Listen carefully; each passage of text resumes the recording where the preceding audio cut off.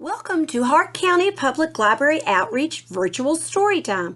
We are so glad that you could join us. Second Grade Holdout, written by Audrey Vernick, illustrated by Matthew Cordell.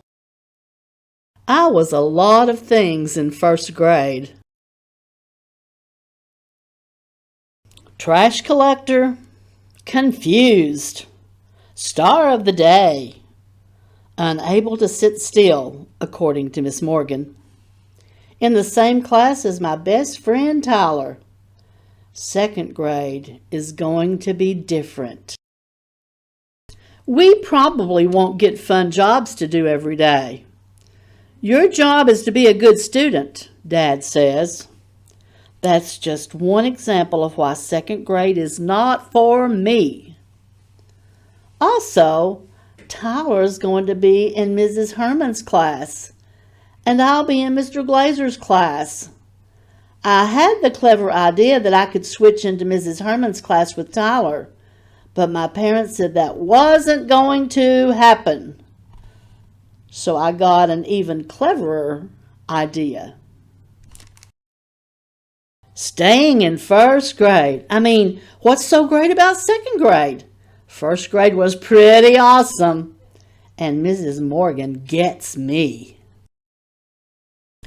If I stick with her in good old room 101, I could be Lakeview Elementary's smartest ever first grader. They might have medals and certificates for that. Maybe a crown of some kind. Mom is not on board with this plan. Don't you want to get better at reading and learn to make graphs? She asked. I'm okay with skipping that. What about the second grade trip to the police station, Robbers, pickpockets, all around bad guys. No thanks. First grade is the place for me. On the zoo trip, I'll win the scavenger hunt because I already know where everything is. It'll be fun to read those easy little first grade books again. And I'll definitely be the one who's lost the most teeth. Tyler's sisters say second grade is really hard, and Mr. Glazer's class is hardest of all. You have to learn the presidents by heart, forward and backward. Ready for the kind of spelling words he gives? Platypus, rendezvous, discombobulated. The only candy he allows on Halloween is black licorice. You probably need to know how to spell licorice, too. Every student has to be able to speak Russian perfectly before Thanksgiving. Also, this one's kind of crazy. You have to invent a substitute for water, or you fail. On top of all that, you don't get to use the little kids' playground, the one with the twisty slide, during recess. Tyler and I were pretty much kings of the twisty slide.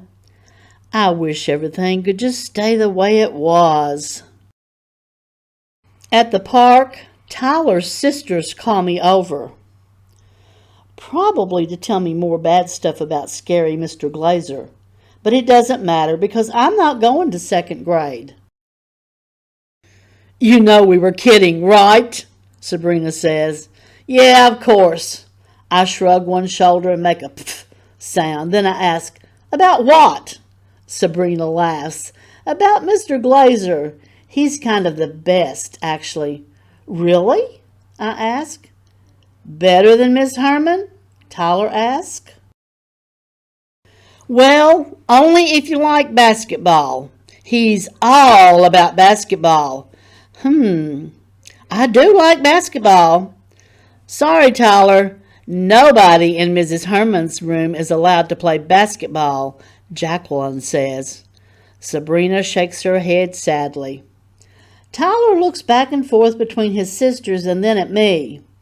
Tyler loves basketball. Maybe I could switch into Mr. Glazer's class, he says. I know exactly how he feels. So I remind him of the most important thing. We'll see each other at recess every day." "No, you won't," Jacqueline says. "Mrs. Herman doesn't allow recess."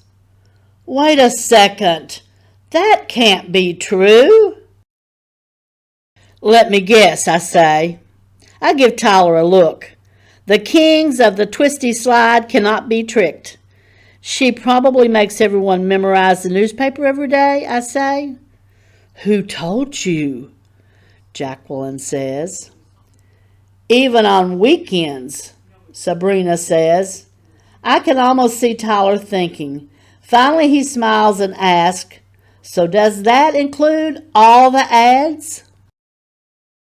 "Let's go," Jacqueline says. "These two little boogers have gotten too smart for us." What does she expect? That we're going to believe the crazy things she says? It's not like we're in first grade anymore.